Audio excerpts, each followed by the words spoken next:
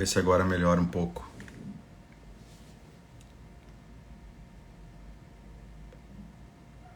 Vocês estão me vendo e ouvindo bem agora, sem nenhum corte?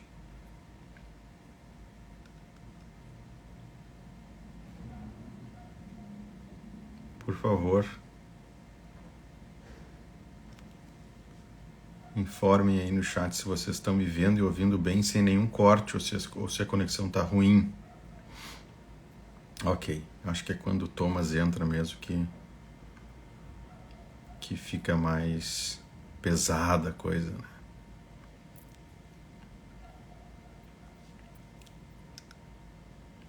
Vamos ver aqui.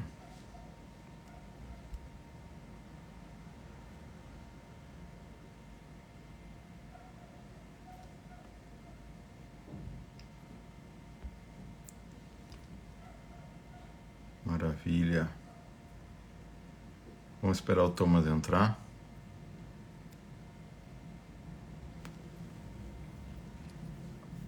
Tá show. Quando ele entra dá algum problema.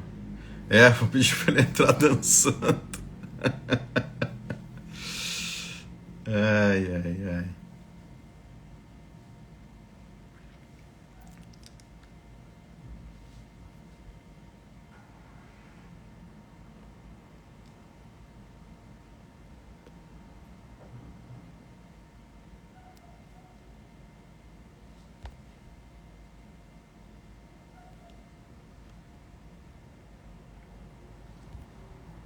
De repente ele foi reiniciar o modem.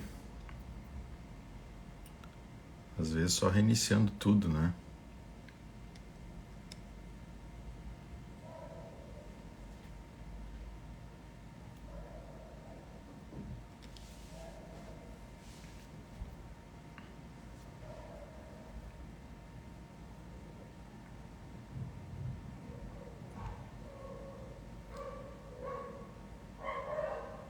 Vou ver se ele entra aí.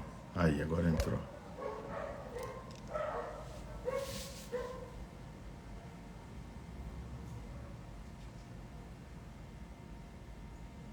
Pronto.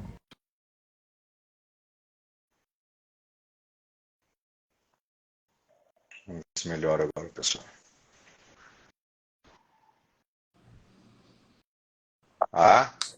Agora veio bem melhor aqui. Tô melhor? Tô aqui. Tá melhor. Eu... Vendo bem Não, também? tô... Assim, dependendo fica aquele ofuscado, daqui a pouco volta. Enfim, que agora dê. Mas pra mim tá bem melhor. Que bom. Não, e assim, pessoal, então no início da nossa conversa, tivemos ali o problema de conexão e eu havia comentado que conheço o Gustavo, pelo que eu me recordo, desde 2013, 2014, mais ou menos assim, no limiar desses 2 anos. Eu conheci o Gustavo, inclusive, a partir de um casal que muito estuda e vive a questão do homeschooling, que é o casal do Gustavo e da Camila Badi. Foi através dos dois que eu conheci o Gustavo. Acabei gradativamente estreitando uma relação com o Gustavo. Ele começou a fazer ajudas em projetos de caridade que eu organizava. Começamos em contato de Facebook, a perceber questões de gosto comum. Gostamos do internacional, na verdade sofremos pelo internacional. Então, uma questão envolvendo Gustavo gosta de boxe. Então, uma série de situações de cotidiano que eu comecei a observar do lado dele, ele começou a observar do meu, e começamos a desenvolver um afeto, uma relação muito legal. Jogamos... Tá aí o Abadi, tá aí o Gustavo. Tá aí? Um abraço, Gustavo. Tá aí. Começamos a jogar futebol. Então, foi uma relação, e isso até hoje, uma relação muito gradativa e muito afetiva. Muito afetiva. Eu gosto muito do Gustavo. Apesar de morarmos em cidades diferentes, apesar de, no convívio presencial, nós nos encontrarmos poucas vezes, mas eu o tenho de verdade como um amigo. E, para quem não sabe, eu já fiz essa recomendação, eu uso também o Gustavo como um conselheiro jurídico.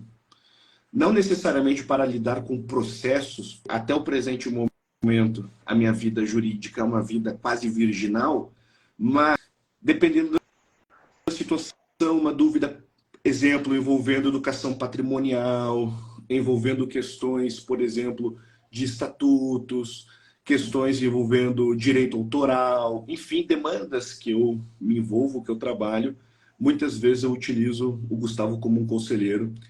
E ele, de uma maneira generosa, muitas vezes, apesar de não ser a sua área de maior especialização, ele sempre se colocou como um amigo, à disposição de pelo menos estudar a respeito e me dar alguma opinião ou algum caminho bem referenciado. E eu, nesse sentido, já recomendei por aqui o Gustavo e estou muito feliz de vê-lo cada vez mais ativo aqui dentro do Instagram. Então, essa discussão sobre homeschooling é algo que eu sou uma testemunha. Eu já vejo o Gustavo há alguns anos atuar nesse tema, tanto é que eu o conheci a partir de um casal, que é um casal que milita nessa pauta.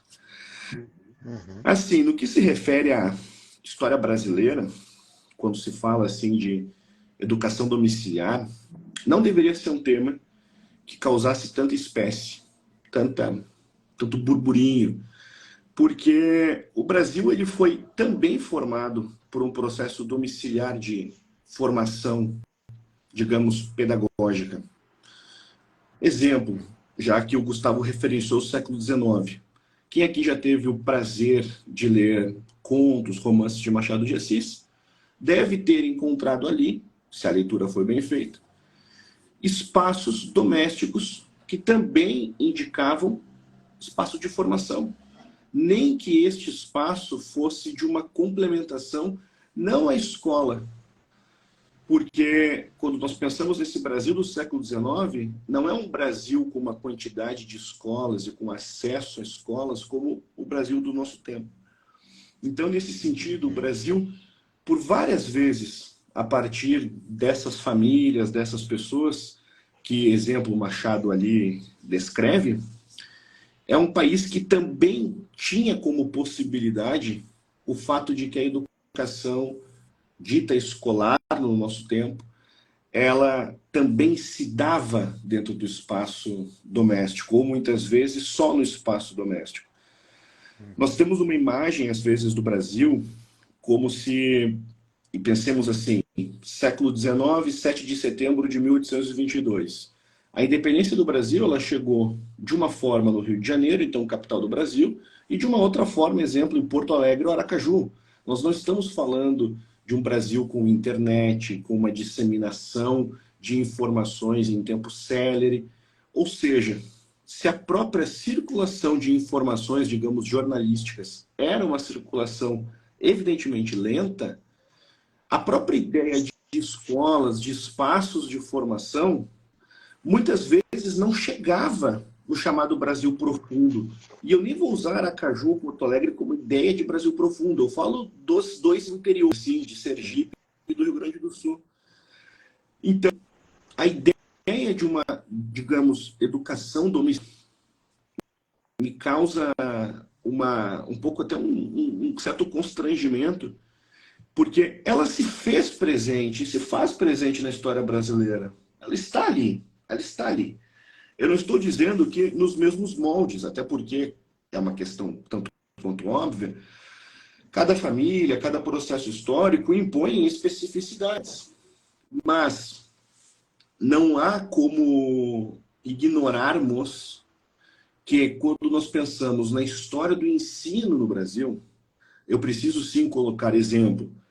Os primeiros colégios jesuíticos, eu preciso colocar as escolas, digamos, confessionais, eu preciso colocar, se eu penso no século XIX, a importância simbólica de um colégio como o Pedro II. Eu coloco dentro da história do ensino esses espaços, digamos assim, ou religiosos ou institucionais. Mas eu também preciso, dentro desse painel, colocar a história da educação domiciliar que se fez sim presente. Então, nesse sentido, Gustavo, dando assim um tipo de painel, geral, e tentando olhar esse contemporâneo, me causa realmente esse desconforto com relação a como o tema ele é visto de uma forma um tanto quanto anacrônica. É claro que até as preocupações dos pais, enfim, elas mudam de acordo com o tempo. Então, hoje, o que nós definimos por um ensino ruim, muito provavelmente não é a mesma coisa do que alguém definia no século XIX. Ou seja, eu não quero ser anacrônico, tudo no mesmo balaio temporal. Mas, uma vez que a educação domiciliar no Brasil há 5 séculos, eu não posso analisá-la só como um fenômeno contemporâneo. Eu posso sim colocá-la dentro da construção, inclusive, assim, da história da pedagogia no Brasil. Então é assim que eu a enxergo. Perfeito.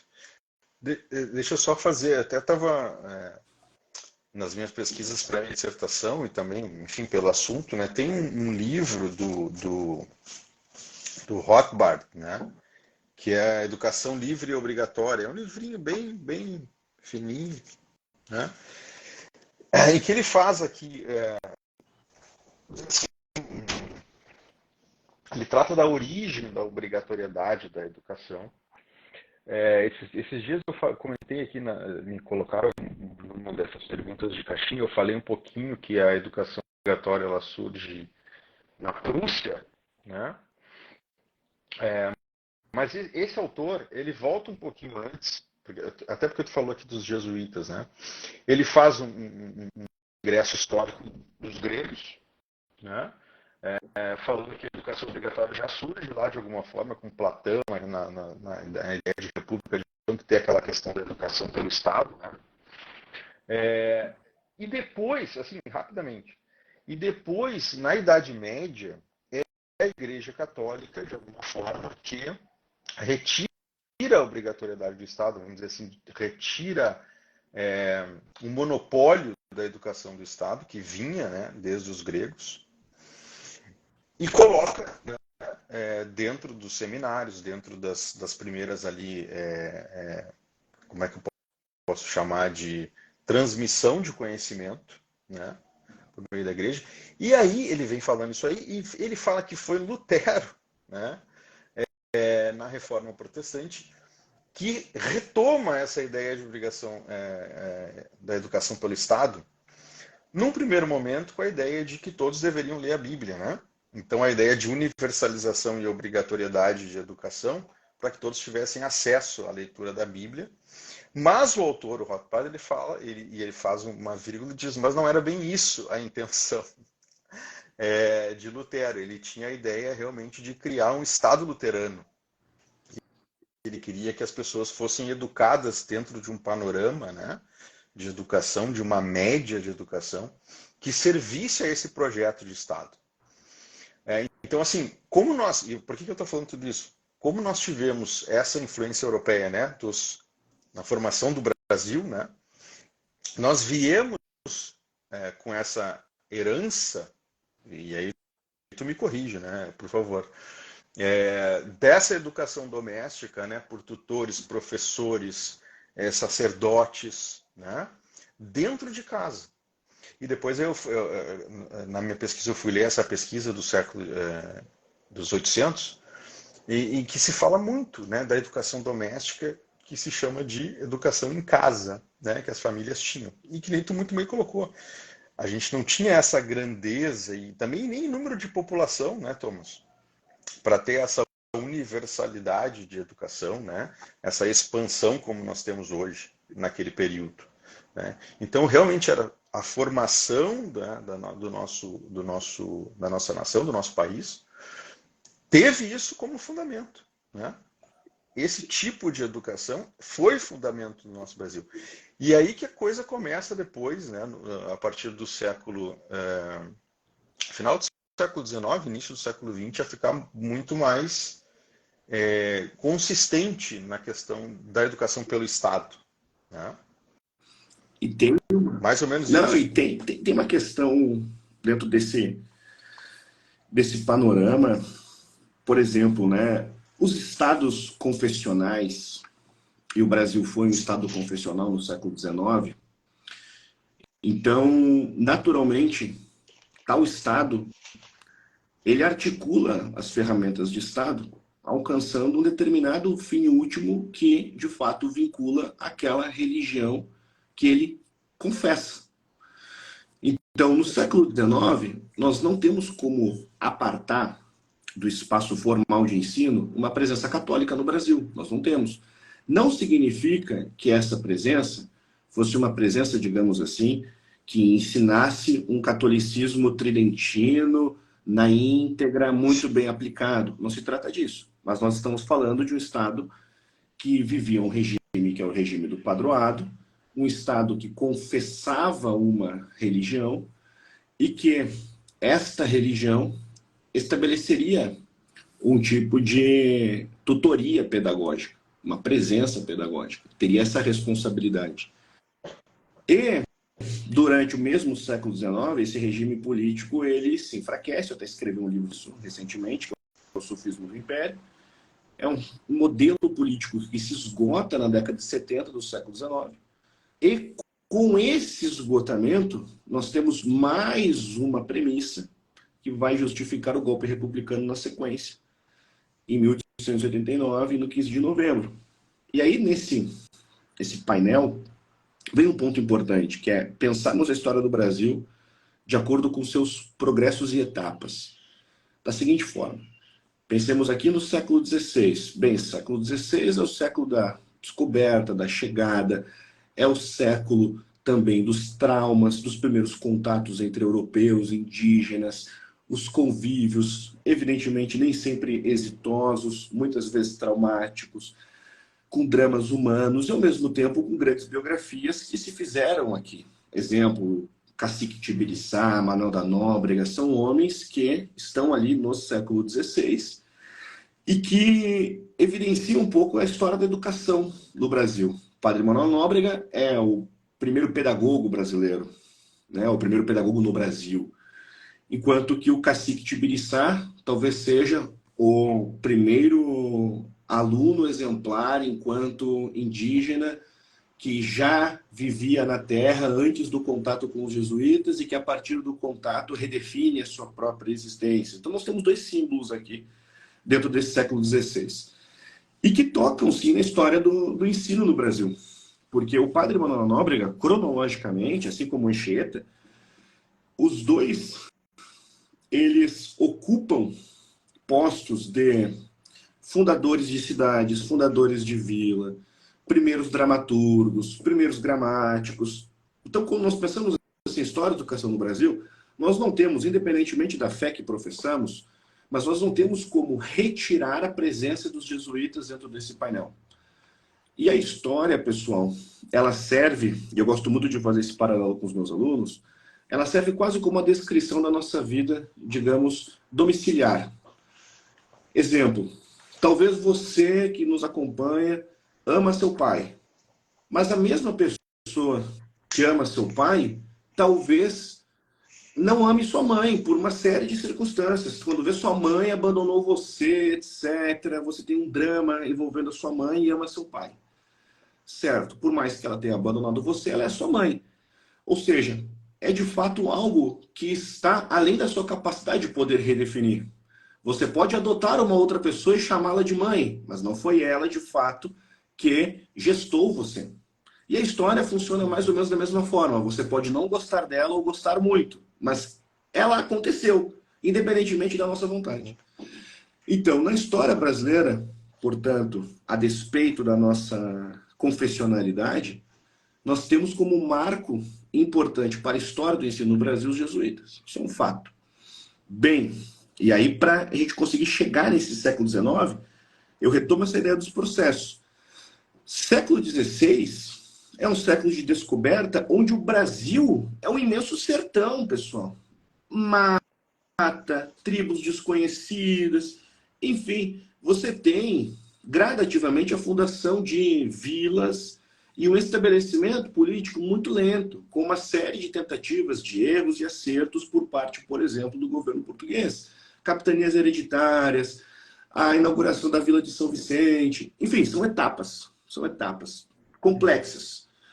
Isso é o século XVI. Ou seja, nesse século, as famílias que começaram a se formar nesta terra, e de fato não foi só uma terra que viveu com a chaga do pecado da carne, não, também famílias se formaram aqui. É evidente que com muito pecado da carne, tanto é que o Gilberto Freire vai dizer que o Brasil foi primeiro sifilizado para depois ser civilizado, ou seja, eu não estou aqui tentando contar uma história do Brasil como se fosse uma história casta, não é isso. Mas também não é uma história onde você só tem uma pornã chanchada, não é assim, sem extremos. Sem extremos. Ortega y Gasset nos ensina que o bom caminho está no meio. Então, Sim. famílias se formaram aqui. Só que nós estamos falando de um lugar ainda hostil para essas crianças. É um lugar hostil, na lógica dessas primeiras famílias. Então era natural que a educação domiciliar fosse uma alternativa, isso já no século XVI, nessas primeiras famílias. No século XVII, com já 100 anos de colonização, é natural que nós já tenhamos em quantidade espaços para receber essas pessoas. E meios mais fáceis, muitas vezes, para que, exemplo, senhor de engenho mande seus filhos para Portugal, por exemplo, estudar. Ou seja, no século XVII, a história da educação no Brasil tem possibilidades bem diferentes do século XVI. No século XVIII, a sequência avança. E chegamos no século XIX, onde já não somos mais colônia, somos agora um país independente, que tem os seus regimentos pedagógicos. E dentro desses regimentos pedagógicos, algumas continuidades de um legado anterior e algumas rupturas. Sendo que, por exemplo, uma delas, que talvez tenha sido a mais traumática, aconteceu antes ainda da nossa independência, que foi a partir de 1750, quando o Tratado de Madrid foi assinado, e depois os jesuítas foram expulsos. Então, da mesma forma que nós tivemos como primeiros pedagogos os jesuítas, em 1750 a ordem naciana foi expulsa. Ou seja, dentro da história da colônia, no recorte educação, nós temos duas etapas importantes, sendo que uma é o marco inaugural e a outra também inaugura uma nova etapa. É o Brasil agora sem os jesuítas. Nesse sentido, vem o século XIX. Com o século XIX, país independente, os jesuítas mal vistos por parte, por exemplo, da burocracia imperial. Tanto é que a princesa Isabel, que se definia uma católica de confissão religiosa, enfim, ela era chamada pejorativamente por adversários de jesuítica. Então, nesse sentido, quando se pensa em educação no século XIX, nós temos sim espaços formais, mas também espaços domésticos. Eu até coloquei a ilustração dos romances de Machado de Assis, exemplo, que nós vamos encontrar esses espaços domésticos com os pais, muitas vezes, ensinando ou complementando aspectos. Uhum. E aí nós vamos chegar na proclamação da República, que já é, de fato, um Brasil nessa transição do século XIX para o século XX, 1889, onde há gradativamente uma absorção das demandas sociais por parte do Estado na sua totalidade. Então, o Estado ele não passa a ser um meio, ele passa a ser o meio. O meio. Uhum. Muda-se o artigo. Uma vez que ele é o meio e ele se depara, assim, enquanto processo político, com fatos que o Brasil vivia e ainda vive, exemplo, pobreza. Nós somos até hoje, pessoal, um país sem saneamento básico pleno. Pensemos aqui, 100 milhões de brasileiros não têm acesso a saneamento básico pleno. E saneamento básico pleno vai desde a água potável na sua torneira, da pia da cozinha para lavar uma louça, até mesmo assim o sanitário. Ou seja, tem pessoas de fato que vivem não apenas o drama da pia da torneira, mas que não conseguem muitas vezes ter as condições mínimas para as higienes básicas. Nesse sentido, é o Brasil de 2023, esse saneamento básico pleno. O Brasil, no começo do século XX, por exemplo, é um Brasil majoritariamente analfabeto, pobre, vivendo um progressivo ciclo interno de um tipo de de migração que o Graciliano Ramos, por exemplo, muito bem ilustrou em livros como Vidas Secas, ou seja, um Brasil que vive um êxodo interno. Se a gente pensarmos aqui no século XX, mais ou menos década de 60, o Brasil vai ter o maior fluxo interno entre todos os planetas do mundo. Isso aí não é dado meu. Então, uma vez que o Brasil viveu tudo isso, e ainda com guerras civis, dramas políticos, com ditaduras, etc., é natural que em 2023 nós ainda arrastemos todos esses dramas. Todos esses dramas. Uhum. Porque, para contextualizar aqui, Gustavo, para te passar a palavra, que assim, 1889, um ano antes, assinatura da Lei Áurea. Em vez do Estado brasileiro, naquele momento, discutir como assimilar esses homens, o Estado brasileiro estava querendo fazer uma nova bandeira, um novo hino, mudar nome de rua para tirar a imagem do Império. Era um novo modelo político. Aí você precisa fazer uma nova Constituição, você precisa não mudar apenas assim a capital. Um novo regime político implica em mudar os modelos políticos nas cidades, no que hoje nós chamamos de estados, etc. Ou seja, é extremamente complexo. Este drama provocará guerras civis. Exemplo, uma no Rio Grande do Sul, que é federalista. Mais de 10 mil mortos. Canudos. Contestado. Ou seja, o Brasil até 1930, o Brasil vai ser, de fato, um país instável, cheio de guerras civis, com milhares de mortos. Então, a escola não era necessariamente algo prioritário quando você tem uma estabilidade política desse modo. Essa estabilidade faz com que em 30 comece uma ditadura nova. Agora a ditadura do Vargas. Vargas consegue, diferentemente dos presidentes até então empossados, Vargas consegue estabilizar. E a partir dessa estabilização, aí vem aparelhos institucionais, como, por exemplo, o próprio MEC. Então, a história da educação no Brasil precisa acompanhar também a história do drama social brasileiro. É esse o ponto que eu quero chegar. Uhum. Não adianta muitas vezes pensarmos assim, e eu escuto muito isso, professor, hoje o Estado brasileiro ele é insuficiente para dar uma escola de qualidade. Eu pergunto, certo, mas quando ele foi eficiente, você tem essa informação? Ou você tem, dependendo do caso, alguns notáveis que passaram por aquela escola e você acha que aquela escola em si ela é exitosa por mérito do Estado? Ou é mérito, digamos assim, de uma outra questão que você desconhece? Uhum. Então, os nossos dramas, inclusive o drama educacional, é muito antigo. Muito antigo. A expulsão dos jesuítas em 1750 é um drama educacional. A estrutura, assim, de uma instabilidade republicana é um drama na história da educação. E aí a gente segue com esse painel. Então, é de fato um... E muitas vezes, e aí eu uso o Sérgio Buarque de Holanda para complementar isso, muitas vezes, qual foi a alternativa que o modelo político brasileiro, exemplo, o governo Médici, Getúlio Vargas, qual foi a alternativa que alguns governos escolheram? Alfabetização em massa. E aí o Sérgio Buarque dizia, não é isso, isso não vai solucionar. Muito pelo contrário, isso vai agravar. Agravar. Não que ele advogasse para que as pessoas, é sempre bom dizer o óbvio, né? Que as pessoas continuassem analfabetas. Não é isso que o Sérgio Buarque queria dizer. Ele só estava dizendo que, exemplo, pessoal, você está tendo um AVC. Você não precisa tomar uma aspirina para uma dor de cabeça. É isso que ele quer dizer. O drama é mais grave, é mais profundo. Você precisa de um outro tratamento. Só uma aspirina talvez alivie naquele instante a dor, mas é um drama profundo. Então, enfim, né? Perfeito. Não, ótimo, ótimo. Bom, eu tô mais aqui para aprender e para te ouvir também. Assim, as minhas lives são assim, né? Eu tô aqui como ouvinte, né? Mas assim, eu acho que tu chegou num ponto interessante também, Thomas, de Vargas, né? Que eu acho que nesse período também surge um movimento, né? Até pesquisei o nome, que é o Manifesto dos Pioneiros da Educação Nova.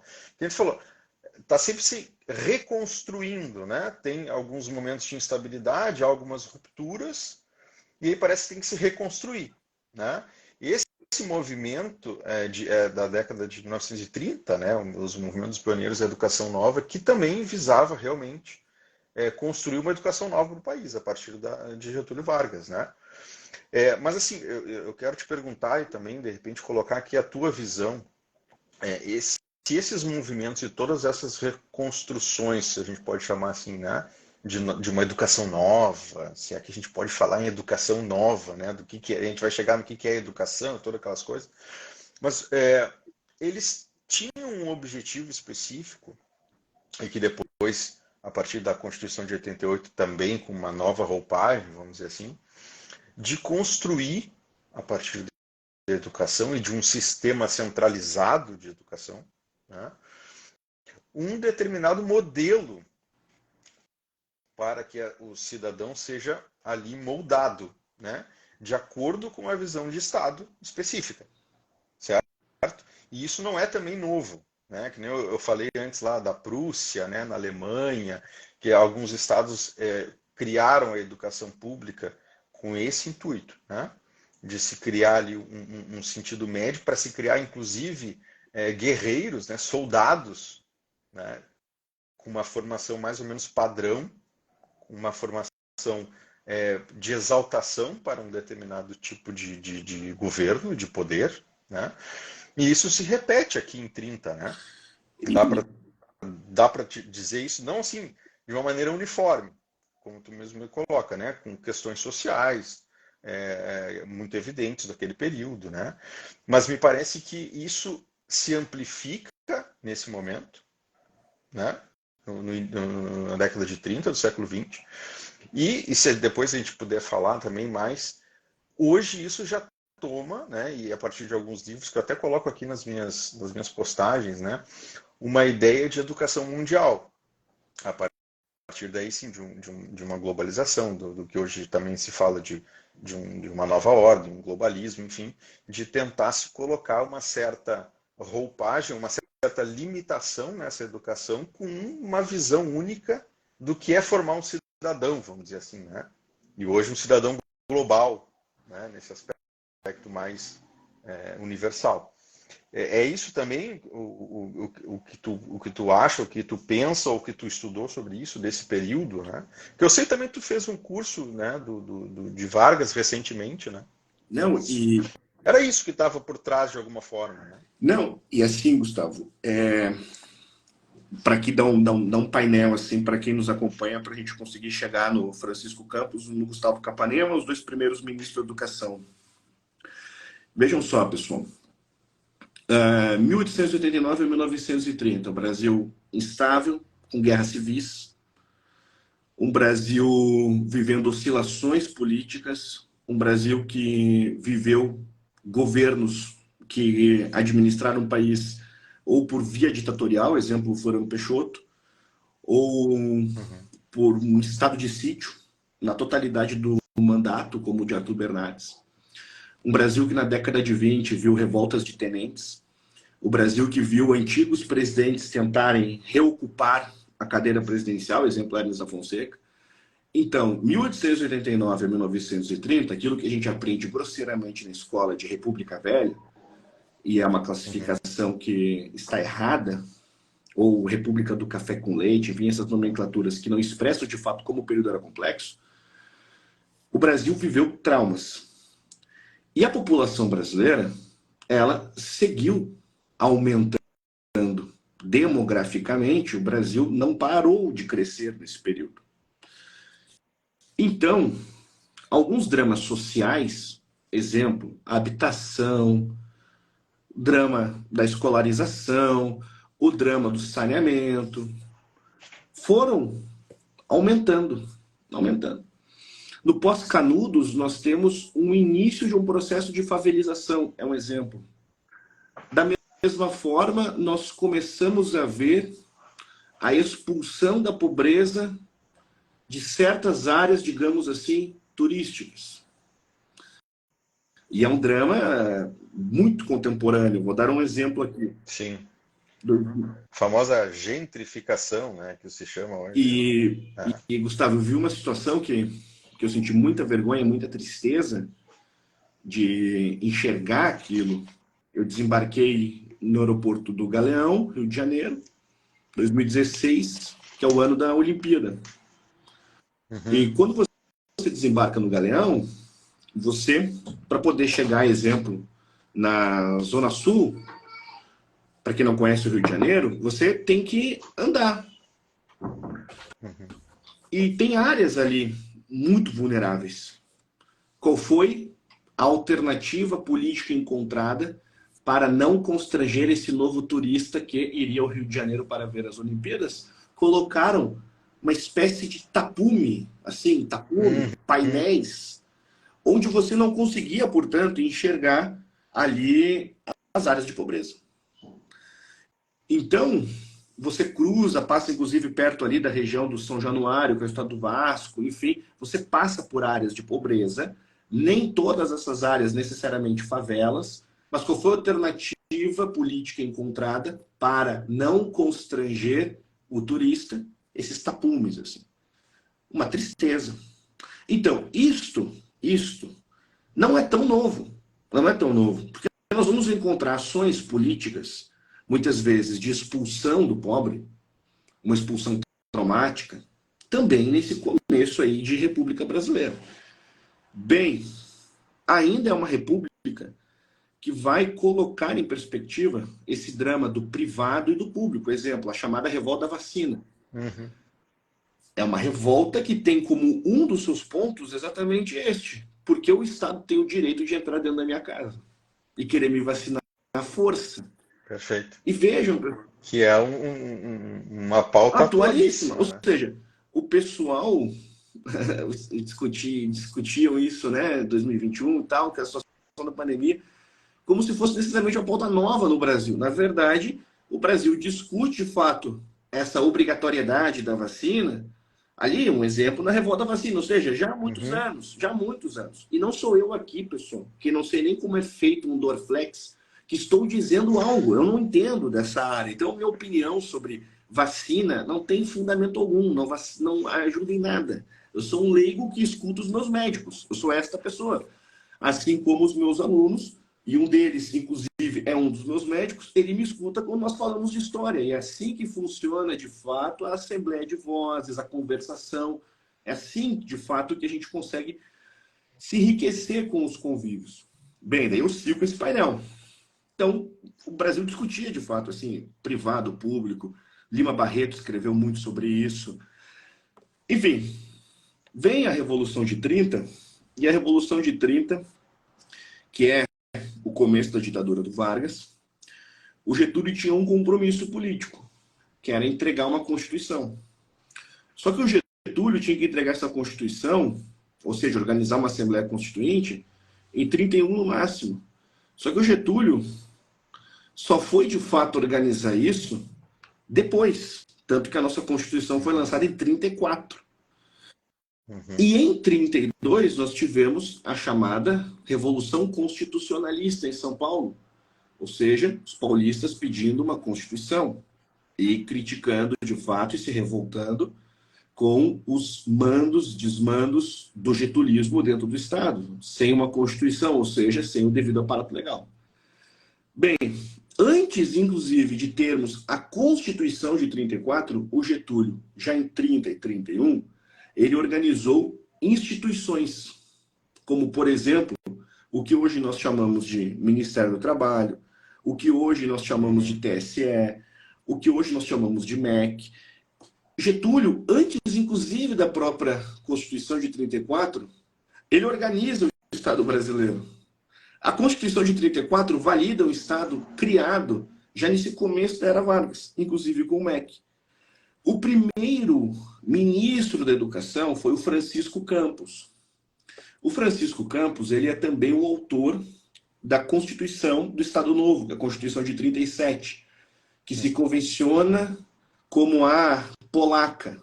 O Estado Novo, pessoal, foi a pior ditadura da nossa história. Só para a gente ter ideia, segundo o Filinto Miller, Filinto Miller ali era um agente do próprio Vargas, nós estamos falando de uma ditadura que prendeu entre 7.000 e 8.000 adversários políticos. Entre escritores, entre comunistas, entre jornalistas, e a lista poderia seguir aqui.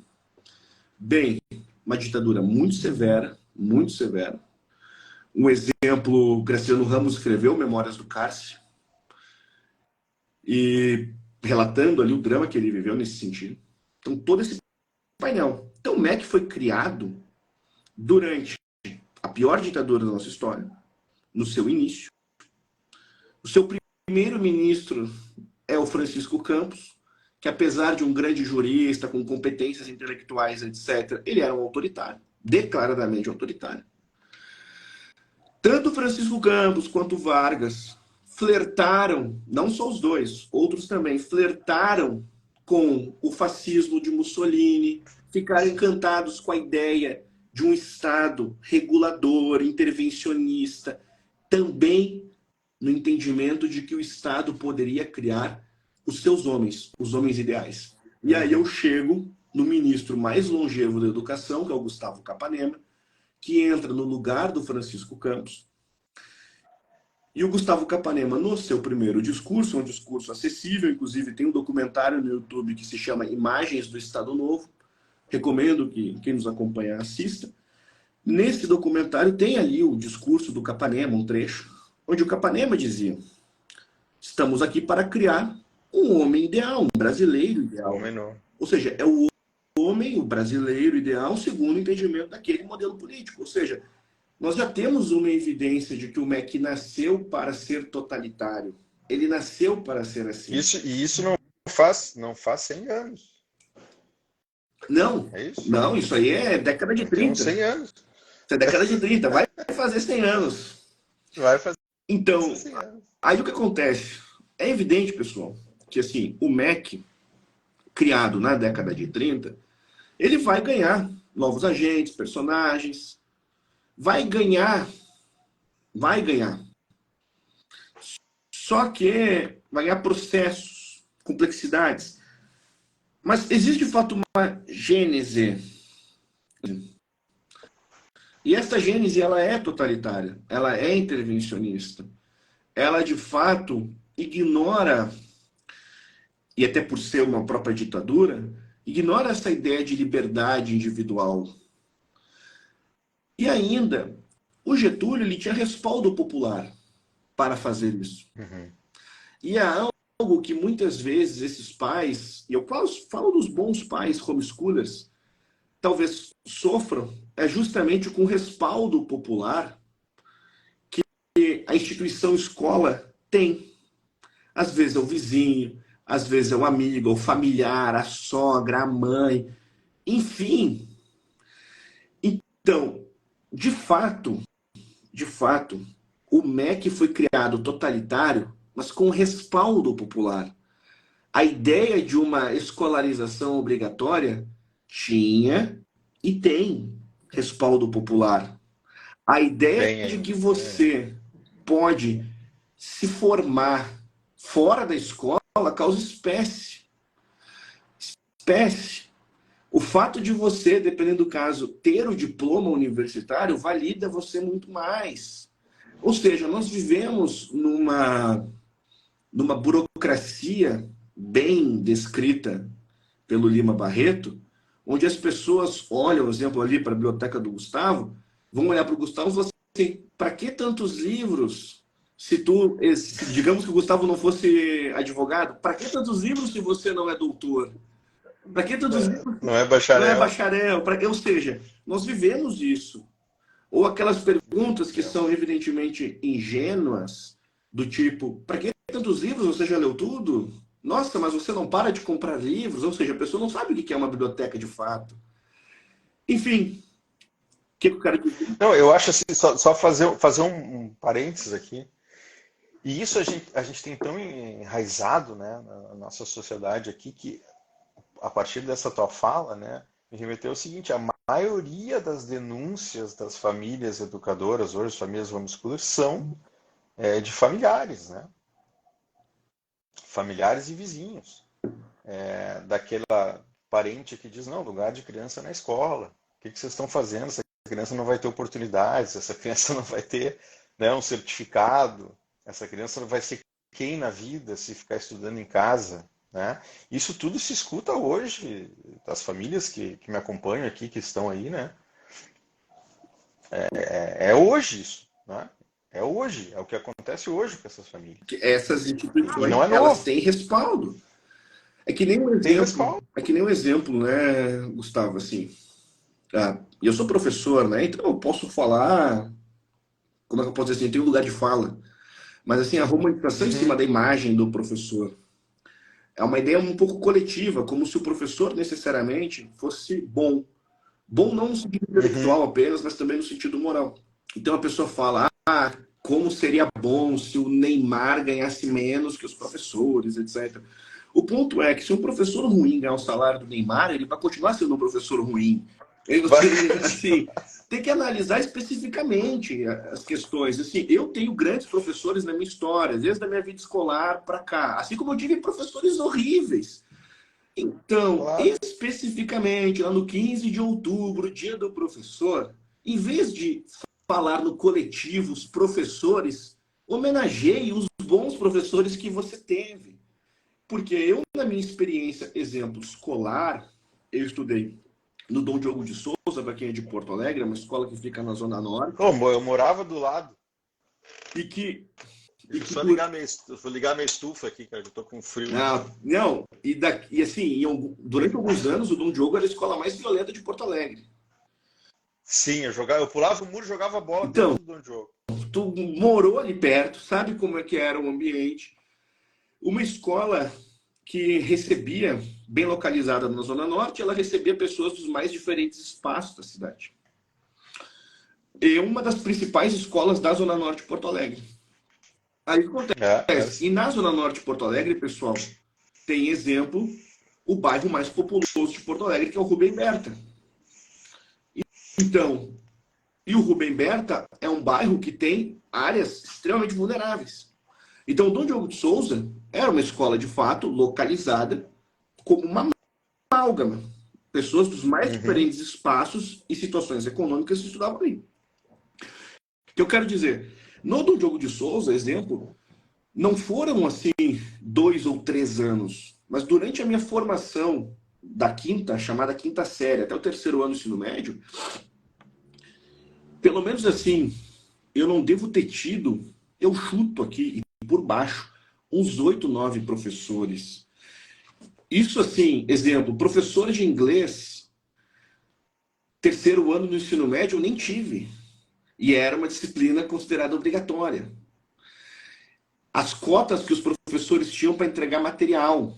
Exemplo, 2 cópias. O Bah. professor não podia, de fato, usar ali o xerox com alguma Uhum. liberdade. O banheiro era terrível. Terrível. Assim, melhor cagar nas calças do que na escola. Então, assim, era terrível, assim, terrível. E foi E, piorando, né, cara? Foi e assim, piorando eu ao não longo sei dos como é que o anos, Dom né? Diogo está hoje. Eu tive uma imagem do Dom Diogo, a última vez que eu fui, que parecia melhor do que no meu tempo. A imagem do Dom Diogo, né? Mas eu Uhum. quero dizer assim, aí digamos, o pai olha para aquela escola onde, no meu tempo, né? Não sei como é que está hoje. Uhum. Drogas, vinho, 7h30 da manhã, pichação, violência, gangues. Aí o banheiro terrível, não tem o professor de inglês. Aí não tem nem papel higiênico. Aí o pai para e pensa assim, ó, olha, vou fazer as contas aqui. O que eu vou gastar de material escolar, passagem, ali o lanchinho, ó, e não falando de lanche no bar, que era tipo um luxo no tempo da escola. Não, a bolacha traquinas, assim. O pai faz a conta, faz a conta.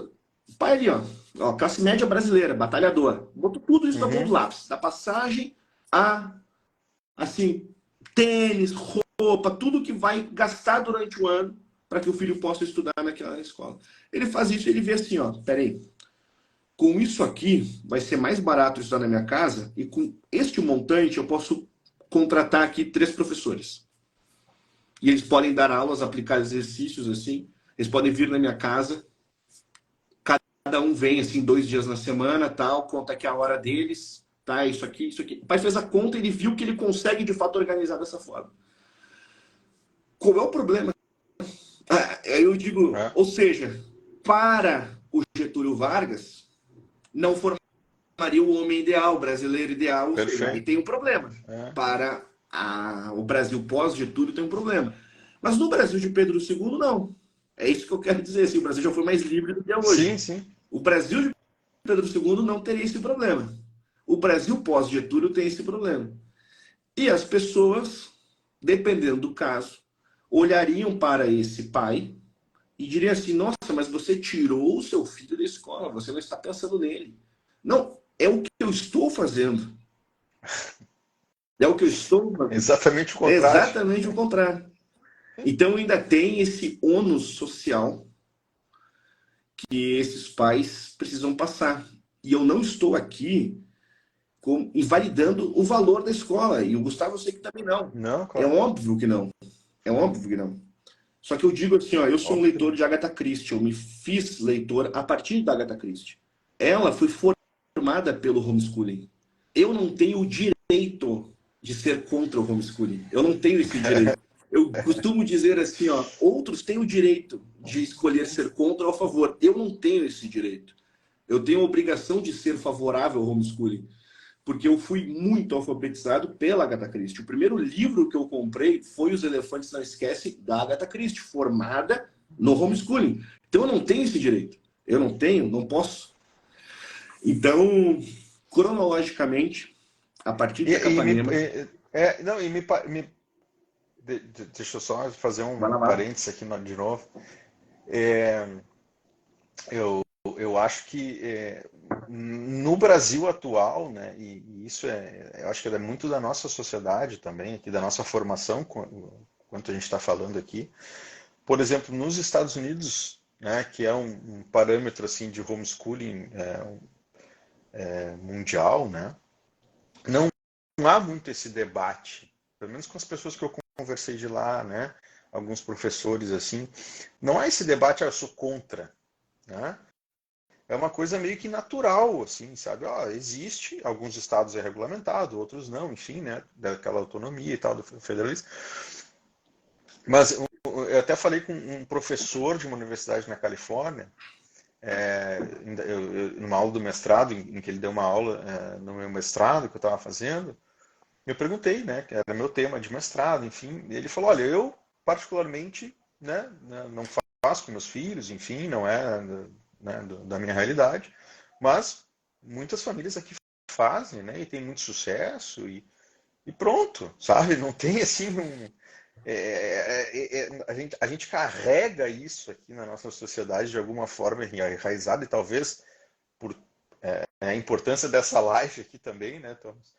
Da gente buscar essas raízes, né? Da onde que veio isso, né?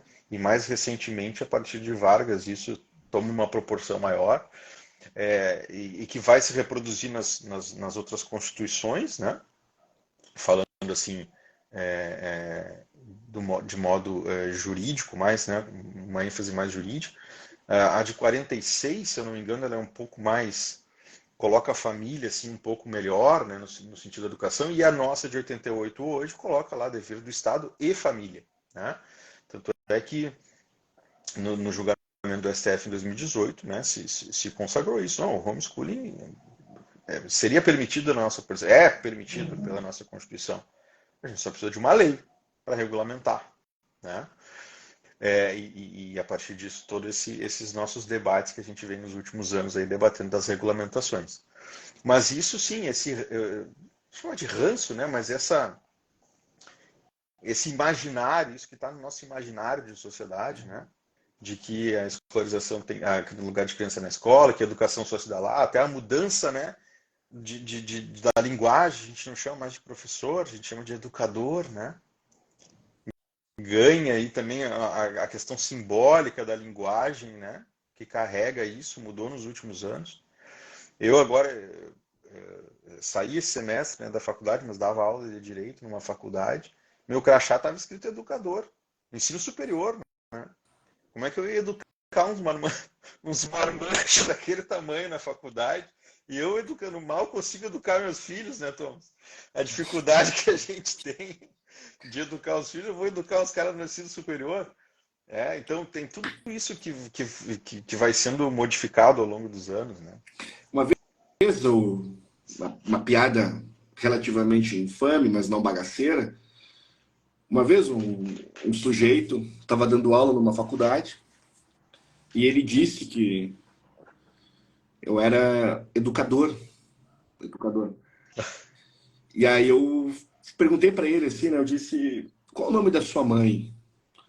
Aí ele, por quê? Por quê? Eu disse, não, porque assim, ao que me consta eu não a conheço. E assim, eu sou professor aqui. E existe uma diferença entre ensino e educação. Educação eu vou dar para os meus filhos. Você é meu filho? E aí eu quero saber, assim, tem uma pensão retroativa aqui para pagar. E ele começou a rir, eu acabei desconcertando ele, e eu sou brincalhão. Ele entrou na brincadeira, começou a rir, e aí ele entendeu, de fato, como assim, é um problema semântico. Porque existe aqui, pessoal, Exato. a diferença entre ensino e educação. Ensino e educação. Então, se o Estado deseja criar meios para monitorar como o ensino acontece em casa, é uma coisa. A educação é outra. Ou seja, educação e ensino são coisas diferentes. E foi isso que eu ilustrei para esse meu aluno, que pegou e disse, educador, que ele falou mais ou menos isso, assim, todo professor é um educador. Eu disse, nem sempre, nem sempre. E aí começamos a conversar. Nem sempre. E aí eu entrei naquela brincadeira. E ele pegou e disse, professor, eu nunca tinha parado para pensar na diferença entre ensino e educação. E aí a gente entra num drama, que é o drama semântico. Nós somos um país, hoje, que vive um drama da linguagem.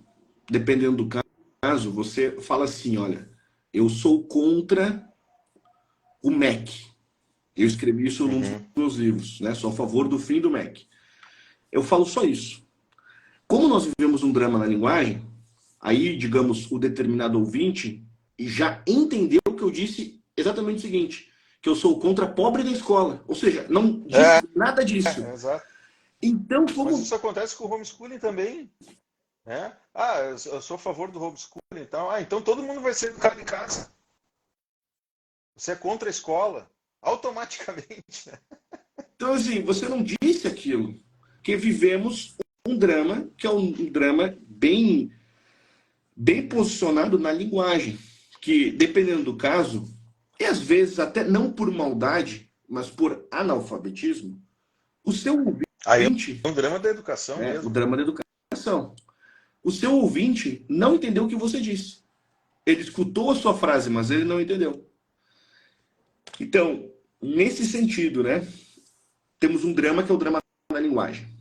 2, a confusão de papéis. Exemplo, ensino e educação. São 2 papéis diferentes. Enquanto professor, eu ensino, tem um conteúdo ali que eu preciso lecionar. Eu vou cobrar uma educação que o professor pressupõe que aquele aluno já tem, já recebeu de casa. Mas professor, muitos não receberam. Sim, aí o professor precisa ser um socorrista.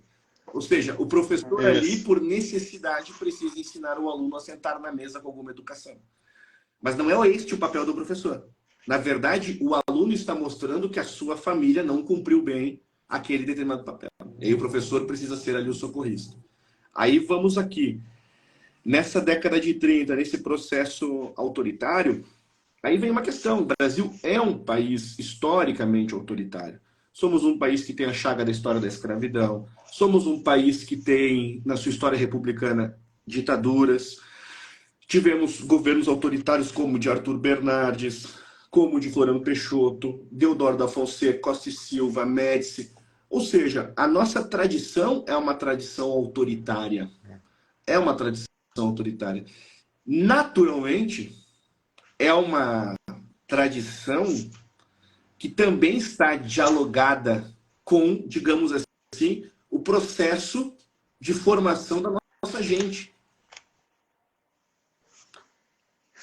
E aí, você tem pais que escolhem uma alternativa que vai de encontro a esse modelo que é também um modelo autoritário. Então, esses pais, muitas vezes, nem sabem que eles acabam também indo de encontro a uma tradição de um pensamento autoritário que é uma marca no país. E eu costumo dizer, assim, para os pais que me procuram muitas vezes, assim, com alguma dúvida, ou que fazem os meus cursos querendo ter alguma formação para poder, assim, aplicar em casa e tal, eu sempre disse para eles assim, olha, vocês não podem achar que o homeschooling, por exemplo, é algo determinista. Porque, assim, por causa do homeschooling, você vai criar um gênio ou uma santa. Não funciona assim. O ser humano não é determinado dessa forma. E comecei a desenvolver esse tipo de conversa. Porque existe também uma outra crença, como se o mal estivesse apenas na escola. Sendo que, na verdade, o nosso processo de violência, de degradação, etc., ele é muito maior. A escola é só mais um núcleo. Dependendo do caso, mas a escola é muito violenta. Sim, mas assim, o centro da sua cidade é muito violento. Você não consegue encontrar muitas vezes uma área que não esteja pichada. Você, dependendo do caso, não mexe na bolsa em determinada área. E assim a gente segue. Não consegue levar os Não filhos consegue. para a praça. Né? Assim, ou seja, é natural que, uma vez que a escola não é uma ilha, que ela também viva dentro desse drama. Então eu digo para os meus alunos, olha, o drama não está na escola, está também na escola. Não em todas, mas assim, na amplíssima maioria. E a culpa nem sempre é do professor, porque o professor muitas vezes se vê sobrecarregado, ele precisa ser um socorrista. Ele dá aula numa escola que não tem giz de cera, que não tem papel higiênico, aí que tem um aluno que foi molestado, ele precisa ajudar. Ou seja, dependendo do caso, no período de 50 minutos, os 10 primeiros minutos eu pedi silêncio para a turma, dá uma aula ali de 30 minutos, os últimos 10 minutos os alunos estão dispersos porque já vai bater, já querem sair, principalmente antes de recreio e tal. O professor acaba, muitas vezes, sendo sacrificado por uma estrutura que é uma estrutura ineficaz. Ainda, o professor de história. O sujeito precisa, muitas vezes, ensinar da pré-história a exemplo, agora, o governo Lula. Ou seja, olha o marco que ele precisa abordar. Olha toda essa temporalidade. Um sujeito não vai conseguir dominar. Não. Eu falo de história do Brasil, se nós fôssemos conversar sobre pré-história, eu não saberia dar uma aula. Ou seja, o professor fica ali sacrificado, porque o modelo é ruim. Então, é o Estado que não discute o modelo. Nós temos o drama do professor, que nem sempre tem as condições... Do currículo, né? Do currículo. Da base. Ou seja, nós temos uma série de problemas até chegar num que, ainda que exista, não é o principal problema, que é a chamada doutrinação. Então, a doutrinação não é o pior dos problemas, porque ela não é tão disseminada quanto na comparação com outros problemas acabam sendo. Então, e eu posso falar alguma coisa sobre doutrinação, eu escrevi sobre Paulo Freire, que é um tema corrente, essa coisa toda. Então, assim, o drama do chamado Brasil Profundo também é muito diferente desse drama das grandes escolas públicas das grandes cidades. Então, é difícil falar sobre história da educação quando você tem, exemplo, uma realidade no interior do Piauí, uma realidade no interior de Santa Catarina, aí uma realidade em São Paulo, capital, e em Curitiba, capital, né? Aí, assim, fica difícil. Não, e a escola privada, né? A gente está falando mais da escola pública, mas a escola privada, ela segue também, né, determinações desse modelo central, né? Ela acaba sendo um braço, uma concessão, né, deste modelo centralizado, voltada para o mesmo tipo de formação. E hoje também se fala muito, né, está no debate agora atual também das escolas militares, né, cívico-militares, né, como uma alternativa, muita gente fala também como uma alternativa, mas ela também surge dentro desse contexto autoritário, né? De uma formação específica, de uma determinada visão para formar determinado tipo de pessoa, né? Que muito embora seja, vamos dizer assim, na base de ensino e instrução, né? Em algumas ocasiões mais eficazes, mais efetivas, né? Ela também tem um certo fundo autoritário, né? O surgimento dela. Na história da Então, assim, e República, as escolas. na história da República, a doutrinação escolar, nesse modelo que se discute contemporaneamente, ela começa exatamente nas escolas militares. Ou seja, a proclamação da República, ela começa também em escolas de militares. O Benjamin Constant era professor, foi um ideólogo, usou o espaço de ensino para justamente trazer esses alunos para a consciência revolucionária republicana. Ou seja, a doutrinação, de fato, ela começa nas escolas militares. Exato, né? E às vezes a gente bota isso no debate e não pensa muito, né, isso também, né? Então, assim, as escolas privadas, óbvio que elas trazem uma estrutura melhor, né? Toda uma questão estrutural, de recursos muito maiores e tal. Mas ela acaba sendo esse braço, né, da obrigatoriedade também. E aqui nesse livro do Rothbard, aqui ele fala, né, ele faz uma comparação, no sentido de que, imagina só, se o Estado, né, fizesse com os jornais, com a mídia, né, o mesmo que ele faz com as escolas. Não, tudo bem, eu dou concessão para vocês, mas vocês vão ter que pensar assim, aqui está uma base curricular da pauta que vocês vão ter que, né, escrever nesses jornais, porque é uma forma de expressão, uma forma livre de expressão, que é a mídia, né? Mas vocês vão ser controladas aqui com uma base nacional curricular. Se isso fosse colocado dessa forma, a sociedade ia entrar, né, e dizer, nossa, não, o Estado não pode fazer isso, né, contra a liberdade e tal, mas ele faz isso com a escola de alguma forma, né? E as pessoas, ele faz essa comparação no livro e as pessoas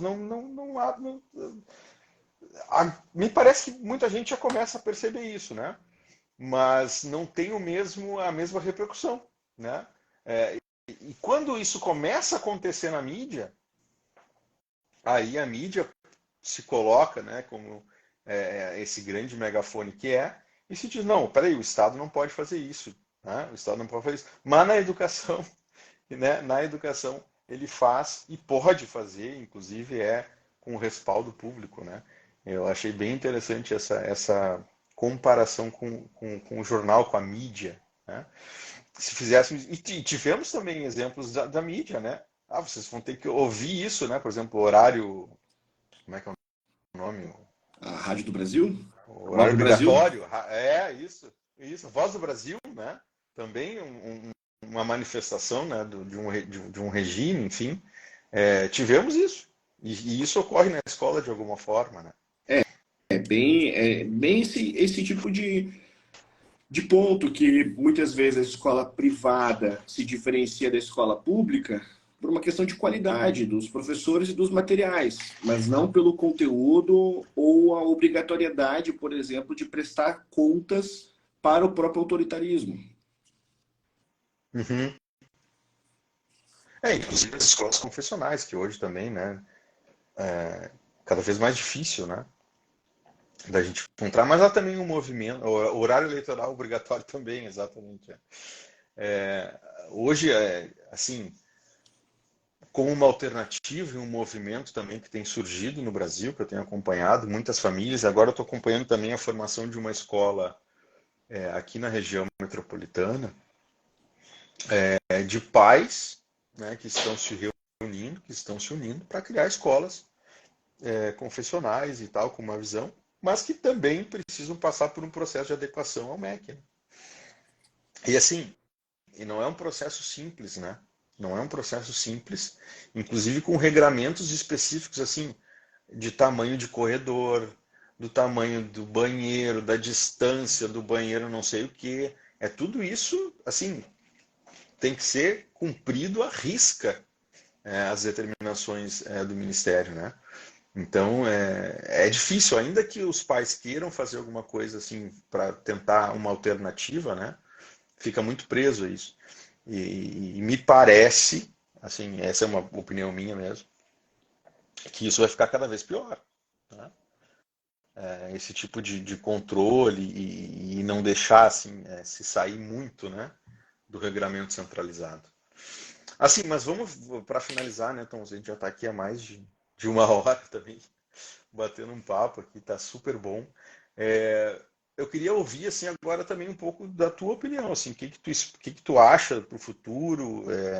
Eu sei que o historiador ele olha para o passado, né, o objeto de trabalho dele é do passado, mas assim olhando para o passado, né, e fazendo conjecturas assim para o futuro, né? O que tu acha desse movimento do homeschooling? Tu acha que progride? A minha ideia é o seguinte, a minha concepção sobre isso, né? Ainda que não tenhamos regulamentação, ainda que a gente tenha que ficar à margem, né, do Estado, propriamente dito, as famílias vão continuar fazendo.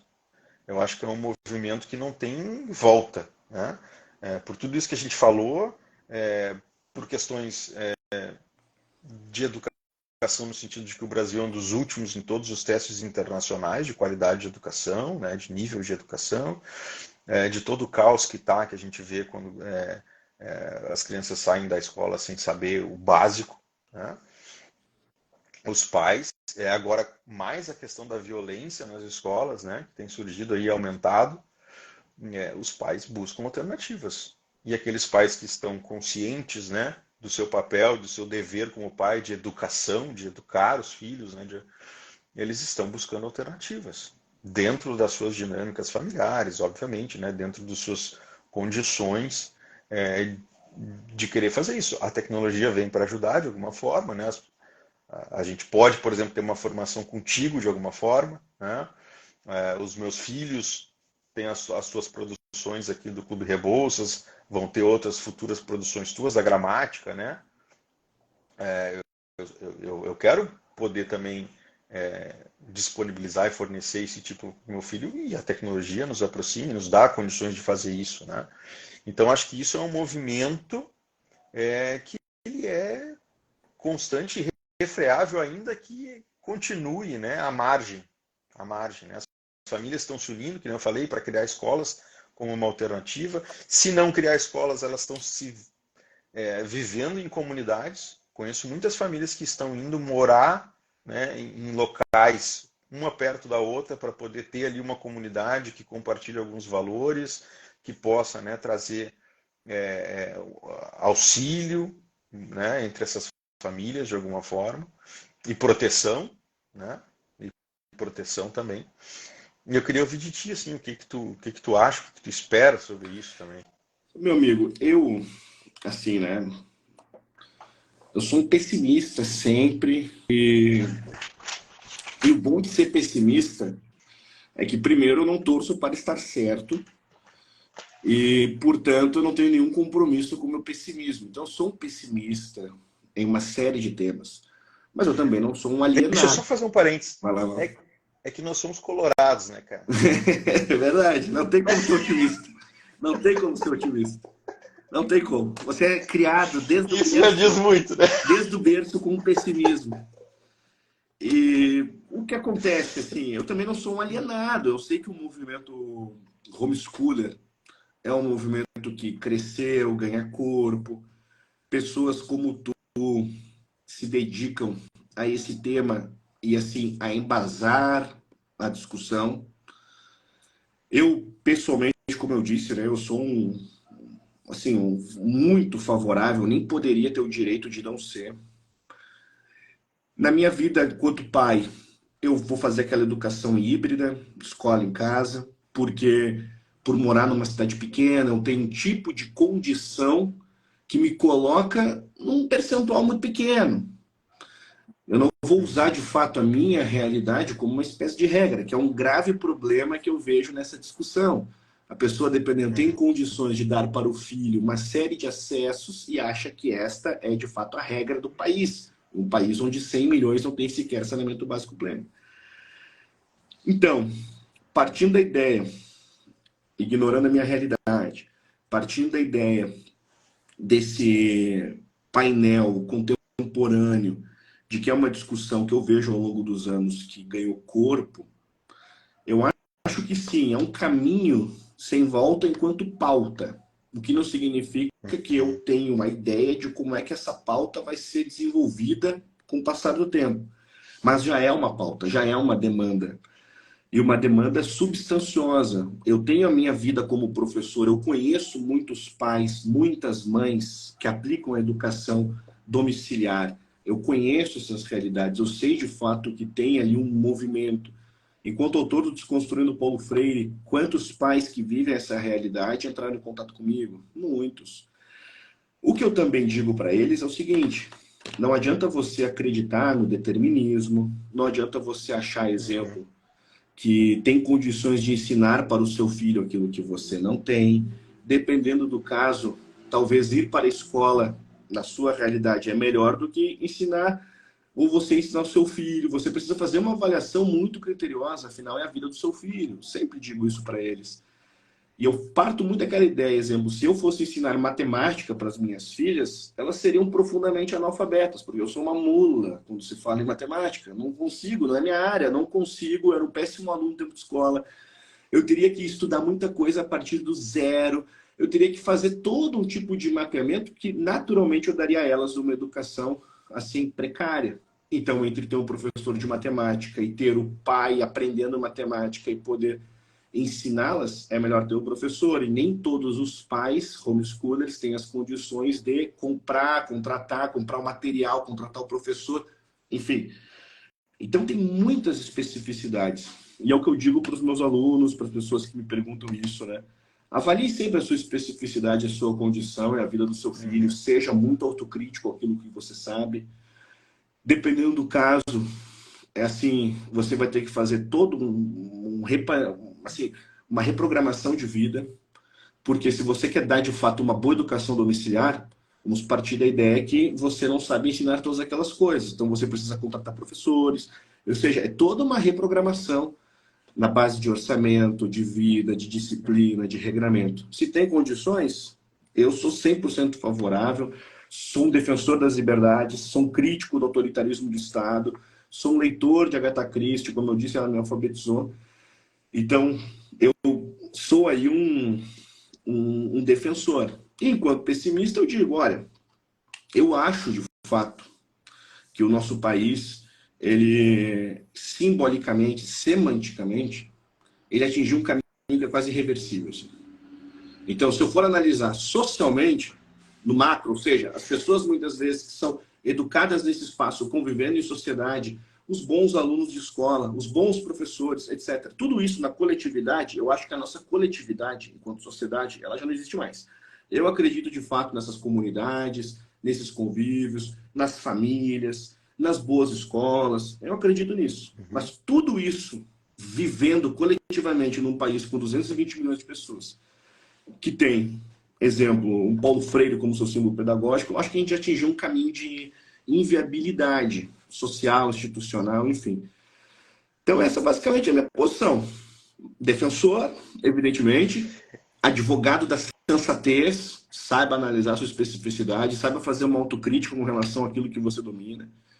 Acho que é uma discussão que, enquanto discussão, atingiu um caminho irreversível, é uma discussão que existe, é uma demanda, e precisa ser respeitada porque é uma demanda.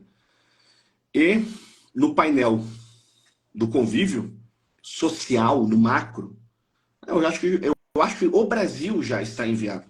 Então, como eu costumo dizer para os meus alunos, o Brasil morreu.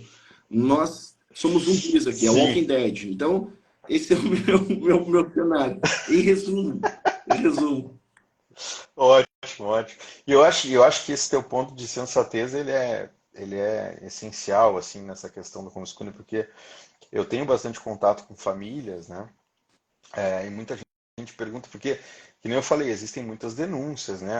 A questão do conselho tutelar, que está muito em cima dessas famílias, e eu faço as famílias, pelo menos aquelas que me consultam também, enxergar o lado do conselho tutelar, né? Não só do conselho tutelar, mas do Ministério Público, do tipo de demanda que eles têm, do tipo de trabalho que eles têm, nesse contexto social que tu descreveu muito bem aqui num Brasil que já não é Brasil, né? Um país que não é, vamos dizer assim, né?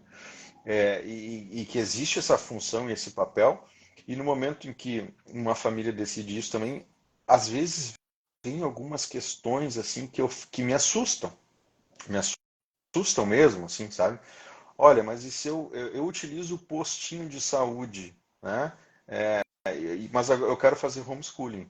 Então, eu vou deixar de usar o postinho de saúde para fazer homeschooling. Mas como tu vai deixar de usar um postinho de saúde? Né? Pensa bem o que tu está falando, né? Tu vai deixar de utilizar esse serviço para esconder o teu filho em casa? Né? De alguma forma isso me assusta, talvez por um movimento de manada também, né, Thomas, que isso é preocupante também de alguma forma, que às vezes as pessoas... o homeschooling eu acho legal, bacana, muita gente está fazendo, eu vou fazer também, né? E entra meio despreparado nisso, né? Então acho que realmente esse movimento de pensar, e cada família tem a sua dinâmica, que a gente colocou, né, seus recursos para isso. Não estou dizendo aqui que precisa ter muito dinheiro para fazer, não. Eu conheço famílias que realmente se entregam, né, nesse serviço, né, e nessa função, né, com tudo que tem, e funciona muito bem, né? Mas eu acho que esse é um ponto interessante, né? E a gente precisa sempre alertar também as famílias em relação a isso. De toda forma, te agradeço mais uma vez por ter aceitado esse convite. Eu acho que a gente pode futuramente falar de outros pontos aí, né? Desse país que acabou, que a gente falou. Eu também, eu também sou um pessimista, como um colorado, como um bom colorado, né? Te agradeço mais uma vez. Muito obrigado mesmo de coração pelo teu tempo. Conta comigo, né? Tu sabe que eu estou à sua disposição e o que tu precisar. E parabéns pelo teu trabalho, né? Parabéns pelas suas obras. Eu recebo aqui o Rebouças aqui, eu não consigo ler tudo, né? Por conta das minhas demandas, mas estão todos aqui para os meus filhos também, né? E até uma próxima. Te agradeço Obrigado, meu mesmo. amigo. Obrigado pelo convite. Eu fico à disposição sempre, sempre. Pedido teu, para mim, é uma lei. É uma lei. Bom. E vamos finalizar com um osso Osso, aqui, né? né? Isso mesmo. É Isso mesmo. Quero vê-lo chegar na faixa preta e eu também quero chegar até lá. É isso. Cara, nesses últimos meses aqui eu não consegui mais ir, cara. Eu tô assim, E eu mas meus filhos estão estou indo, né? esperando ainda a Eu visita tô. sua, de Vossa Senhora, de vossos piás, aqui Vamos sim, na minha casa. Vai vamos ser um sim. prazer recebê-los, assim, muito mesmo. Obrigado. Da mesma forma aqui, né? Quando vier aqui, eu sei que tu vem aqui para uns shows de rock de vez em quando. Vem Vou aqui para nós naquele, fazer no uma famoso carne. bate-volta, né? Vai. Bate e volta.